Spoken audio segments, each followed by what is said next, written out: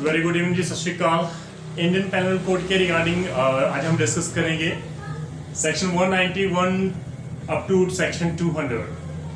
Sections are very important for pre point of view as well as the main point of view, but there is no need कि हम लोग case law की इस पे study करें। तो without case law आप easily इसको अंडरस्टैंड कर सकते हैं इसकी लैंग्वेज को। एंड सेकंड थिंग कि ये प्री पॉइंट ऑफ व्यू बहुत इंपॉर्टेंट है, नंबर ऑफ टाइम्स ये रिपीट हो चुके हैं क्वेश्चन इसमें। Main point of view chances हैं आने के लिए, बट लेकिन वो जो सेक्शन के अकॉर्डिंग जो है वो बेरट के अकॉर्डिंग आप उसको इजीली उसको सॉल्व कर सकते हैं। तो ये इंपॉर्टेंट है, इसको प्लीज आप ध्यान में रखना। नाउ हम बात करें सेक्शन 191 से लेकर 200 तक। इसमें दो स्टेटमेंट्स जो है वो बहुत इंपॉर्टेंट मानी जाती हैं। Like first thing the false evidence, second thing is fabricating false evidence. Now अगर हम बात करें, दोनों में एविडेंस की बात कर रहे हैं हम लोग। एविडेंस मीन सबूत, शहादत भी इसको बोलते हैं पंजाबी में, हिंदी में उसको सबूत भी बोलते हैं। तो यहां पर हम लोग एविडेंस की बात करते हैं। अगर मैं बात करूं फॉल्स एविडेंस की, मतलब यह कि मैं जो एविडेंस दे रहा हूं कोर्ट में, जो मैं शहादत दे रहा हूं मैं कोर्ट में, जो मैं सबूत दे रहा हूं कोर्ट में, वो मुझे पता है कि वो फॉल्स है, but in spite of that मैं उसको दे रहा हूं कोर्ट में ताकि उसको यूज किया जा सके किसी के बेनिफिट के लिए। तो this is the false statement, it is an offence under the Indian penal code. And second thing it is fabricating. Fabricating का मतलब होता है कोई नए सबूत बनाना, कोई डॉक्यूमेंट प्रिपेयर करना। कौन से डॉक्यूमेंट? फ्रॉडुलेंटली जो हम लोग बोलते हैं, फैब्रिकेटेड जो होते हैं, जो जानबूझकर हमने बनाए होते हैं, खुद बनाते हैं हम लोग। तो ऐसी डॉक्यूमेंट जिसमें हम लोग एंट्री की बात कर रहे हैं, हम लोग फॉल्स एंट्री बना जो है वो कर रहे हैं उसमें एंटर कर रहे हैं। तो ऐसी कोई भी एविडेंस, जो फॉल्स एविडेंस जो है उसको फैब्रिकेट किया जा रहा है, उसको क्रिएट किया जा रहा है। पहले वो एविडेंस नहीं है, लेकिन हमने वो एविडेंस क्रिएट कर दिए ताकि किसी का बेनिफिट हो जाए और किसी को लॉस हो जाए। मुझे पता था कि हम यहां पर जो ए ने जो है वो बी को जो शूट किया है, वो पिस्टल जो है वो हमें पता ही नहीं है कि कौन सी पिस्टल यूज की है, लेकिन सी ने अपना पिस्टल जो है वहां पर फेंक दिया ताकि वो ये क्रिएट कर सके एविडेंस कि इसी पिस्टल से इसकी डेथ हुई है। और उसपे जो कार्ट्रिजेस थे, जो एम्प्टी कार्ट्रिज थे, वो वहां पे उन्होंने मौके पर फेंक दिए ताकि पुलिस जो है वो उस एम्प्टी कार्ट्रिज को उठा ले और एफएसएल भेज दे फोरेंसिक साइंस लेबोरेटरी में। और जो वो पिस्टल था जिससे उसने खुद अपने घर पे वो शूट किए थे, और वो एम्प्टी कार्ट्रिज और पिस्टल वहां पे मौके पे फेंक दिए ताकि वो एविडेंस क्रिएट कर सके कि भाई इस पिस्टल से इस पर्सन को मारा गया है। तो that means that you are fabricating that evidence which is false in itself. तो बहुत इंपॉर्टेंट है, इसको प्लीज आप ध्यान में रखना। False evidence or fabricating false evidence दोनों में बहुत अंतर है। तो हम लोग स्टार्ट करते हैं सेक्शन 191 से, जो डील कर रहा है गिविंग फॉल्स एविडेंस। तो सिंपली जो पर्सन लीगली बाउंड है कि वो कोर्ट में या किसी भी बात कर रहे हैं, किसी पब्लिक सर्वेंट के सामने ऑन ओथ कोई स्टेटमेंट ट्रूली दे। तो यहां पर लिखा हुआ है whoever being legally bound by an oath or by an express provision of law। Law कह रहा है कि आप जो भी बोलोगे to state the truth, and being bound by law to make a declaration upon any subject। आप bound हो लॉ द्वारा कि आप किसी सब्जेक्ट के ऊपर आप बोलो, आप इसको डेक्लेरेशन दो कि इसके ऊपर आप स्टेटमेंट दो, और आपको पता है कि भाई वो जो मैं स्टेटमेंट दे रहा हूं वो फॉल्स है, and which he either knows or believe it to be false. उसको जब तो पता है, जब वो बिलीव कर रहा है कि भाई ये ट्रू नहीं है, दैट मींस वो फॉल्स है। इन स्पाइट ऑफ दैट अगर आप उसको दे रहे हो तो you have committed an offence. Explanation कह रही है कि भाई स्टेटमेंट जो इस सेक्शन में यूज की गई है, meaning of this section whether it is made voluntarily और अदरवाइज, चाहे वो स्टेटमेंट आप वॉलंटरली दे रहे हो, चाहे आप रिटर्न में दे रहे हो, whatever by means, it doesn't matter, it is totally irrelevant. So it includes everything, it may be in oral or it may be in written form. Second explanation says that false evidence as to the belief of the person की belief में attesting is whether the meaning of this section within the meaning of this section, and a person may be guilty of giving false evidence either by stating that he believes a thing which he does not believe। उसको पता है कि भाई मैं believe कर रहा हूं कि ये सच है, जो एक्चुअली में उसको बिलीव है, उसको पता है कि वो सच नहीं है, वो झूठ है, वो फॉल्स है, बट वो इस बिलीफ में दे रहा है भाई ये सच है। लेकिन दूसरी तरफ उसको पता भी है कि ये ट्रू नहीं है, ये फॉल्स है। तो भाई आप इस सेक्शंस में फॉल कर रहे हो। तो यहां पर जो इलस्ट्रेशंस दी गई हैं वहां पर क्लेम किया गया कि ए ने जो इन support of claim just claim which B has against Jed for 1,000 rupees falsely swears on trial that he heard कि उसने सुना है कि जेड ने एडमिट किया था बी का क्लेम। अब वो एडमिशन दे रहा है किसकी, जेड की, जो उसको पता है कि जेड ने कुछ स्टेटमेंट दी नहीं है मेरे सामने कि भाई जिसमें वो बी का क्लेम एक्सेप्ट कर रहा है, तो ऐसी कोई एडमिशन है ही नहीं। But in spite of that जो ए है वो कोर्ट में जा रहा है कि जेड ने तो मेरे सामने एडमिट किया जी, मैंने बी का पैसा देना है। So this is the wrong thing, that you are making a false evidence, you are making a false declaration, you are making a false statement in the court, so you are liable. Second illustration says जो A है being bound by an oath to state the truth, आपको कसम खिलाई जाती है court में, आप जो भी बोलोगे सच बोलोगे। बट यहां पर क्या हो रहा है, states that he believes a certain signature to the handwriting of Jed, उसको पता है कि भाई ये सिग्नेचर जेड के नहीं है, लेकिन वो कह रहा है ये जेड के ही सिग्नेचर हैं। तो भाई यहां पर आप फॉल्स स्टेटमेंट दे रहे हो, फॉल्स एविडेंस क्रिएट कर रहे हो। आपको पता है दैट द सिग्नेचर इज जो वो बेसिकली जेड के नहीं है, but in spite of that knowledge you are declaring or you give statement in the court that the signature जो है वो इट बिलोंग्स टू जेड। तो you are committed and falls under this section. तो मैं सारी illustration cover नहीं करूंगा क्योंकि जो उसका बेसिक इंटरप्रिटेशन है वो सेक्शन की वो आपको पता होना चाहिए। Second thing is that one section 192 it deals with fabricating false evidence. तो सबूतों को बनाना, जो सबूत है ही नहीं, आप गलत सबूत बनाकर किसी में केस में यूज कर रहे हो, जैसे किसी पब्लिक अथॉरिटी के इन फ्रंट ऑफ दैट उस अथॉरिटी के सामने यूज कर रहे हो, तो ये अपने आप में फेंस माना जाएगा। तो यहां पर लिखा है whoever causes any circumstances, क्योंकि वो सर्कमस्टांसेस एग्जिस्ट कर ही नहीं रहे, लेकिन आप उन सर्कमस्टांसेस को एग्जिस्ट करवा रहे हो falsely, or makes any false entry in any book or record, electronic record, makes a circumstances false entry, false statement may appear in evidence। आपको पता है कि लाइक वो जो false जो स्टेटमेंट मैं दे रहा हूं, वो बना रहा हूं, जो सबूत बना रहा हूं, वो evidence as a evidence use की जाएंगी किसी जुडिशियल प्रोसीडिंग में या किसी भी प्रोसीडिंग में किसी पब्लिक सर्वेंट के सामने या किसी आर्बिट्रेटर के सामने। तो आपको पता है कि वो फॉल्स है, बट आपने वो एंट्री कर दी, वो आपने दे दी, बना दिया, एविडेंस क्रिएट कर दिया, तो आपने ये फैब्रिकेट कर दिया। तो आपने ये फैब्रिकेट कर दिया।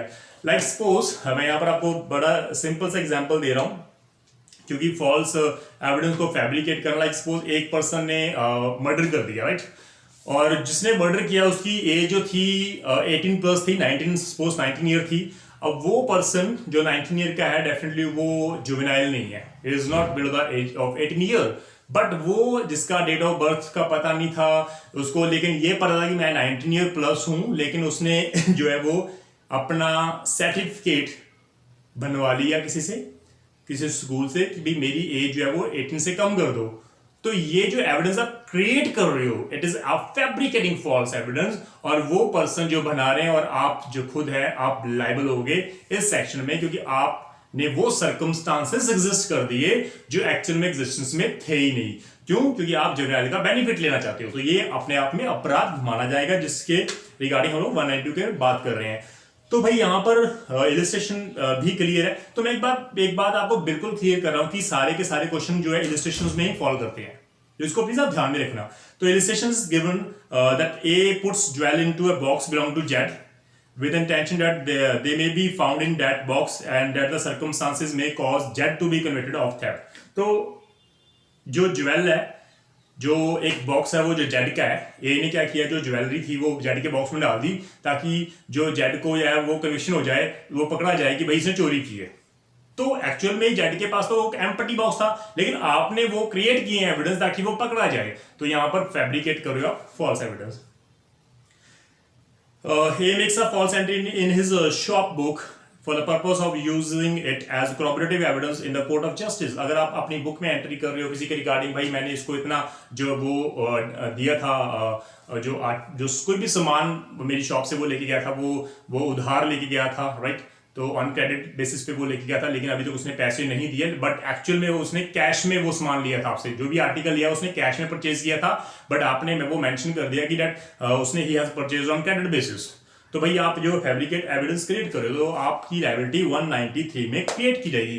खासियत ये है कि 193 दोनों कवर कर रहा है, false evidence and fabricating false evidence. तो 193 क्या है कि कोई भी पर्सन अगर इंटेंशनली फॉल्स एविडेंस किसी भी जुडिशियल प्रोसीडिंग की स्टेज में, स्टेज डिसीजन से पहले स्टेज होती है, राइट, ट्रायल चल रहा है, इंक्वायरी चल रही है, तो उस स्टेज में अगर आप यूज कर रहे हो, जहां कोई फैब्रिकेटिंग फॉल्स एविडेंस आप यूज कर रहे हो किसी भी स्टेज पर जुडिशियल प्रोसीडिंग की, तो भाई आपकी पनिशमेंट पक्का है, जिसकी 7 year punishment and shall also be liable to fine है।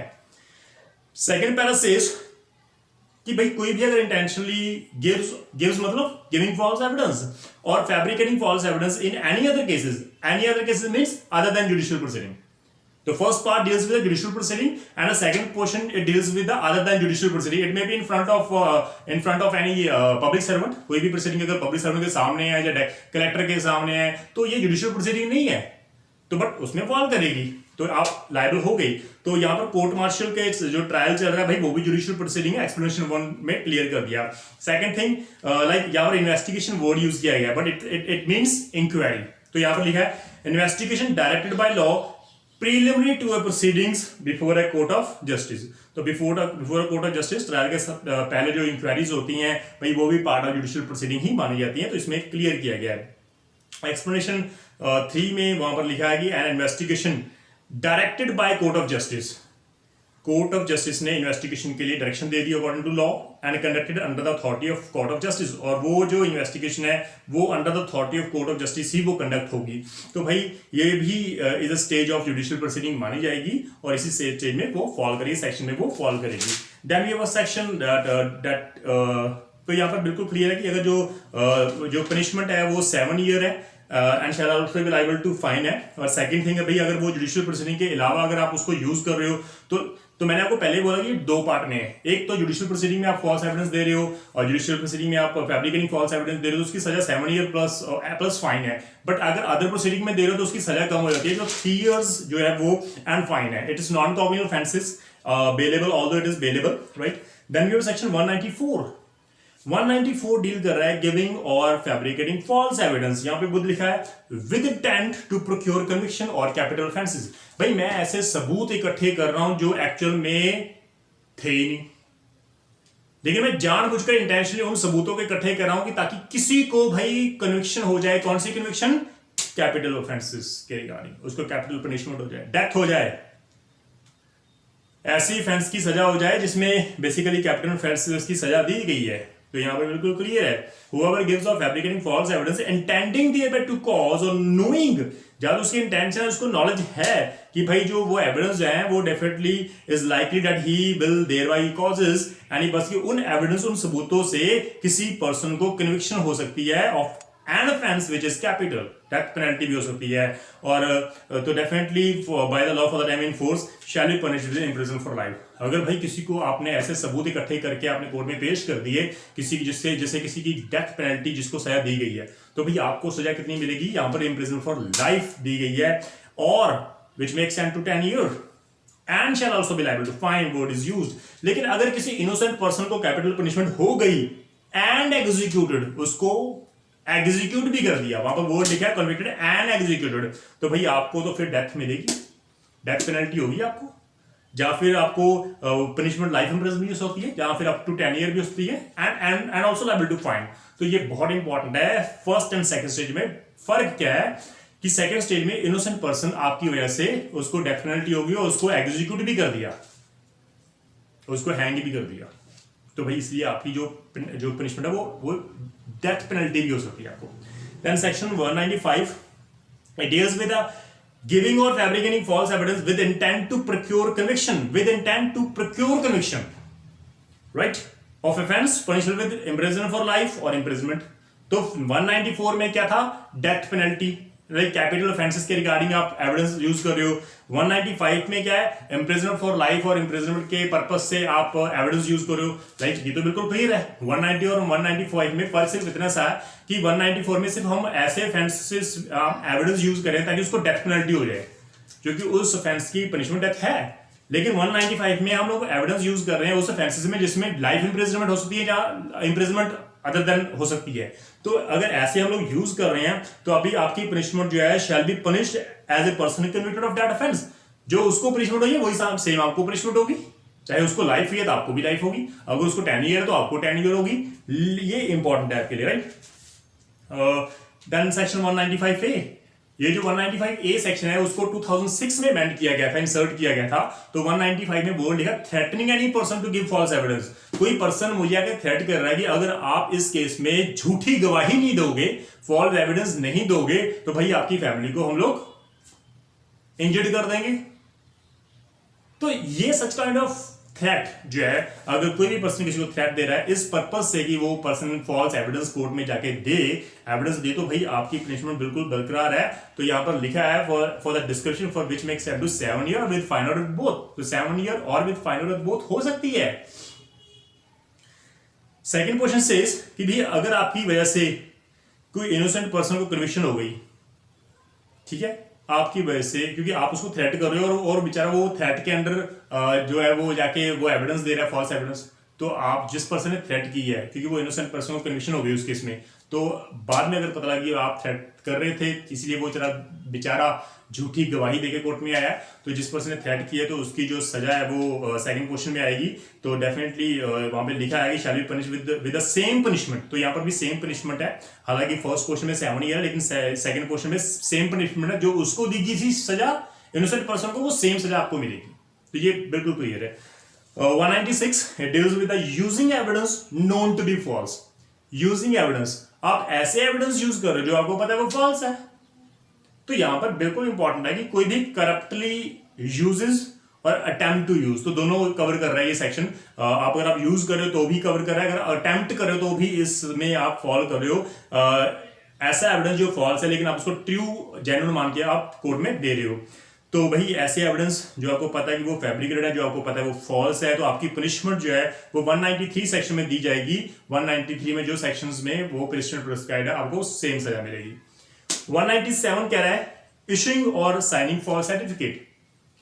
ऐसा सर्टिफिकेट कोई भी फॉल्स सर्टिफिकेट बनवा सकता है। लाइक मैंने जैसे आपको कहा था कि लाइक जुवेनाइल के केस में मैंने आपको एग्जांपल दिया था, वो पर्सन जो अडल्ट है, अबव 19 ईयर है, जब अब 18 ईयर ऑफ एज है, उस पर FIR दर्ज हो चुकी है 302 में मर्डर के केस में, लेकिन वो पर्सन स्कूल में जाके एक फैब्रिकेटिंग फॉल्स सर्टिफिकेट बनाता है अपनी एज की, कि भाई इसकी एज जो है हमारे रिकॉर्ड के अकॉर्डिंग 17 ईयर है, जिसकी वजह से वो बेनिफिट लेता है, उसको जुवेनाइल डिक्लेयर किया जाता है। Later on the authority the police officer during investigation came to know कि भाई वो जो सर्टिफिकेट था वो फॉल्स था, वो फैब्रिकेटेड था।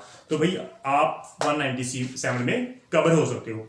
तो इशूइंग, आप जो इशूइंग अथॉरिटी जो इशू दे रहा है, या साइनिंग फॉल्स, जो अथॉरिटी जो साइन कर रही है उन सर्टिफिकेट के ऊपर, भाई वो इस सेक्शंस में कवर होगी। ये इंपॉर्टेंट है। तो वर्ड लिखा है whoever signs or issues any certificate required by law to be given or sign, क्योंकि लॉ द्वारा पता है कि उसको सिग्नेचर चाहिए वहां पर, राइट, और वहां पर प्रॉपर जो है वो उसमें अथॉरिटी जो है वो साइन करेगी। तो भाई आपको पता है और उस अथॉरिटी को पता है कि भाई ये मैं फॉल्सली दे रहा हूं, तो डेफिनेटली वो कवर होगा। लाइक मैं आपको जस्ट एग्जांपल दे रहा हूँ, like in case of section 326 और 325 में या 324 323 में, like grievous injuries, simple injuries में, अगर कोई डॉक्टर सर्टिफिकेट दे रहा है कि भाई इसकी जो इंजरी है वो ग्रीवियस है, बट इंस्पाइट की उसको पता है कि वो ग्रीवियस नहीं है, तो भाई आप लायबल हो गए, क्योंकि आप उस पर सिग्नेचर कर रहे हो, तो फॉल्स सर्टिफिकेट दे रहे हो। आपको पता है कि वो पर्सन अभी वो अनकॉन्शियस है, he can not give the statement to the police, but आप फिटनेस का सर्टिफिकेट दे रहे हो पुलिस को कि भाई ताकि पुलिस जो उसकी स्टेटमेंट रिकॉर्ड कर ले, लेकिन आपको इतना पता है कि वो अनकॉन्शियस है, but in spite of that आप किसी का बेनिफिट कर रहे हो अक्यूज का, तो भाई डॉक्टर लायबल हो गई यहां पर। तो ये बिल्कुल क्लियर है पिक्चर। देन सेक्शन 198 वहां पर बोर्ड लिखा using as true a certificate known to be false. जो सर्टिफिकेट 197 में बनाए गए थे आप उसको यूज कर रहे हो, वहां पर तो इशू कर रहे हैं, यहां पर हम यूज कर रहे हैं 198 में। तो भाई अगर आप करप्टली उसको यूज कर रहे हो, अटेम्प्ट टू यूज कर रहे हो, तो भाई आपको सजा दी जाएगी, गिव द सेम पनिशमेंट जो फॉल्स एविडेंस की होती है एज पर 193 के अकॉर्डिंग। तो ये बिल्कुल ध्यान में रखना। देन वी हैव सेक्शन 199, वहां पे लिखा false statement made in declaration. आपको कहा गया कि आप डेक्लेरेशन दो, आप फॉल्सली आप उसको स्टेटमेंट दे रहे हो, डेक्लेरेशन दे रहे हो, which is by law receivable as evidence. आपको पता है कि वो स्टेटमेंट एज एविडेंस यूज होने वाली है। लाइक मैं आपको सिंपल एग्जांपल दे रहा हूँ, लाइक सुप्रीम कोर्ट ने भी नंबर ऑफ टाइम्स कहा कि भाई जो रेप केसेस हैं वो उसमें नंबर ऑफ टाइम एक्सटॉर्शन के बेसिस पे जो है वो FIR रजिस्टर्ड होती है, just for the sake of money. तो इसलिए फॉल्स FIRs भी काफी रजिस्टर हो चुके हैं, लेकिन it is very difficult to find out which FIR is false or which FIR is true as per the statement. तो ये बहुत मुश्किल है, राइट। और अगर वो लड़की 164 में स्टेटमेंट दे रही है, 164 CRPC में अपनी स्टेटमेंट दे रही है इन फ्रंट ऑफ जजेस, इन फ्रंट ऑफ मैजिस्ट्रेट, तो उसको पता है कि वो जो स्टेटमेंट है वो बेसिकली फॉल्स स्टेटमेंट है, लेकिन उसको पता है कि जो मैं स्टेटमेंट डिक्लेयर कर रही हूँ, जो फैक्ट्स मैं डिक्लेयर कर रही हूँ, वो इन एविडेंस यूज होंगे फर्दर। आपको पता है कि कोई ऐसा रेप वगैरह नहीं हुआ, लेकिन आप इन स्पाइट ऑफ दैट आप रेप के चार्जेस लगा रहे हो और 164 में आपने स्टेटमेंट रिकॉर्ड करवा दी, तो this is an offence. In case if it is possible कि अगर वो बाद में पता लगा कि भाई ये जो झूठ बोल रही थी, तो डेफिनेटली 164 में जजेस को भी एज ए विटनेस जो है वो रखा जाता है, और जजेस अपनी जो है वो एविडेंस भी देते हैं कि भाई इसने वॉलंटरली दी थी। अब वो वॉलंटरली थी, तो जहाँ बाद में जहाँ उसने एक्सटॉर्शन के पर्पज से किया था, अगर वो प्रूफ हो गया तो उस लड़की को सजा भी होगी, राइट। तो यहाँ पर बिल्कुल क्लियर है एज पर 199 के अकॉर्डिंग दैट कोई भी अगर पर्सन जो वो डेक्लेरेशन यूज कर रहा है, क्योंकि ये इंपॉर्टेंट है कि वो उसको हम लोग रिसीव कर सकते हैं कोर्ट में एज ए एविडेंस, तो डेफिनेटली आपको सजा जो है वो 193 के अकॉर्डिंग ही मिलेगी। और it's a non cognitive offences although it is a bailable offences. तो यहाँ पर थोड़ा सा मुझे लगता है यहाँ पर नॉन बेलेबल होना चाहिए था, लेकिन बट क्योंकि वो कॉग्निएबल तो नॉन कॉग्निएबल है, इसलिए वो बेलेबल भी है। Then the last section as per in this section हम बात करें 200 की, तो 200 में वो लिखा है using as true such declaration. आपको पता है कि वो डेक्लेरेशन फेक है, फॉल्स है, बट वो आप यूज कर रहे हो knowing it to be false, knowing it to. अब पुलिस वाले को पता है कि लड़की की जो स्टेटमेंट है 164 की वो फॉल्स है, बट आप उसको अलाउ कर रहे हो कि आप जजेस के सामने जाओ जी, आप ऐसी फॉल्स स्टेटमेंट ही कोर्ट में दो 164 के अंदर, ताकि उसको हम लोग एक्सटॉर्ट कर सकें। अब पुलिस को पता है कि वो फॉल्स है, तो यहाँ पर पुलिस वाले इस 200 सेक्शन में भी खबर होंगे, जब वो पर्सन जिसको पता है कि वो जो मेरी डेक्लेरेशन थी वो फॉल्स है, अब मैं यूज कर रही हूँ उसको एविडेंस में, तो भाई आप इसमें लायबल होगे। तो यहाँ पर लिखा यूज एज ट्रू कौन सी such declaration, knowing it to be false, आपको पता है कि वो फॉल्स है, तो भाई आप इसमें कवर हो गए। तो डेफिनेटली कोई भी पर्सन करप्टली, क्योंकि वो करप्टली है, आप एक्सटॉर्शन पर्पस से आप वो कर रहे हो, आपको पता है कि भाई जब लास्ट में हम लोग कॉम्प्रोमाइज कर लेंगे, एक बार FIR रजिस्टर्ड हो जाए, बाद में हम लोग बेसिकली उससे क्या करेंगे, पैसे ले लेंगे, और बाद में हम लोग अपने स्टेटमेंट से जो है वो रिजाइल कर देंगे, हम लोग कोर्ट में हॉस्टाइल हो जाएंगे। तो ऐसे सर्कमस्टांसेस नॉर्मल है हमारे कोर्ट में, लेकिन यहाँ पर प्रॉब्लम है कि जजेस basically they are helpless persons, वो हेल्पलेस हैं, उनको नहीं पता लगता कि भाई कौन सच बोल रहा है कौन झूठ बोल रहा है, इसलिए कोर्ट अलाउ कर देती है कि आप ठीक है, अगर आप हॉस्टाइल हो रहे हो तो ठीक है, जो पब्लिक प्रोसिक्यूटर आपको क्रॉस करेगा एज यूजुअल, ठीक है। तो ये नॉर्मल रूटीन्स है हमारे कोर्ट के जो हम बात कर रहे हैं। तो इसमें प्रैक्टिकली था, तो एक्सप्रेशन की बात करें, declaration which is inadmissible merely on the ground of some informality. आपको पता है कि भाई मैंने डेक्लेरेशन तो दे दी, लेकिन मुझे ये पता है कि कुछ कारणों के कारण वो इनएडमिसिबल है, मेरे सिग्नेचर रहते थे, इसलिए वो इनएडमिसिबल है। तो इनएडमिसिबल है क्योंकि मेरे सिग्नेचर नहीं है, लेकिन आपने डेक्लेरेशन तो दे दी ना, तो आप इसमें कवर जरूर होगे। 199 से लेकर 200 सेक्शन में आप कवर जरूर होगे, क्योंकि आपने डेक्लेरेशन दे दी। अब इंस्पाइट ऑफ दैट कि आपका सिग्नेचर नहीं है, कोई आप फर्क पड़ता है, क्योंकि इसमें लिखा है कि बेसिकली जो एक्सप्लेनेशन है, आपको पता है जो आपने डेक्लेरेशन दी है जो which is inadmissible merely upon the ground of some informality, क्योंकि उसमें कुछ रह गया, इनफॉर्मेलिटी, कुछ फॉर्मेलिटी रहती थी, अब वो नहीं की, तो इसलिए वो इनफॉर्मेलिटी के कारण वो इनएडमिसिबल हो गई। बट स्टिल आपने डेक्लेरेशन तो दी है ना, you are liable under this section. तो this is all about section 191 up to section 200। Hope के आपको ये सेक्शन अच्छा लगेगा, क्योंकि यहाँ पर प्रैक्टिकली हम लोग बात कर रहे हैं कि नॉर्मली सेक्शन में आपको पता होना चाहिए bare act language is sufficient for all purpose. आप चाहे प्री कर रहे हो, चाहे आप मेन का एग्जाम दे रहे हो, it is sufficient for everything कि आपको सिर्फ बेयरट लैंग्वेज जो है उससे आप इजीली मेन भी कवर दे सकते हो, आप प्री भी दे सकते हो। तो आई एम श्योर कि आपको समझ लग गया होगा सब कुछ। In case of any doubt, in case of any problem, as usual as I said earlier कि हमेशा मैं कहता रहता हूँ कि भाई आप कमेंट करके जो है वो आप पूछ लेना, बट हमेशा मैं ये भी कहता हूँ कि भाई जो दूसरे स्टूडेंट्स हैं जो इसको देख रहे हैं, जिनको नॉलेज है कि वो कोई पर्सन क्वेश्चन पुट कर रहा है और मुझे उसका आंसर पता है, तो I request you all to please give the answer to that question. Thank you so much. सत श्री अकाल।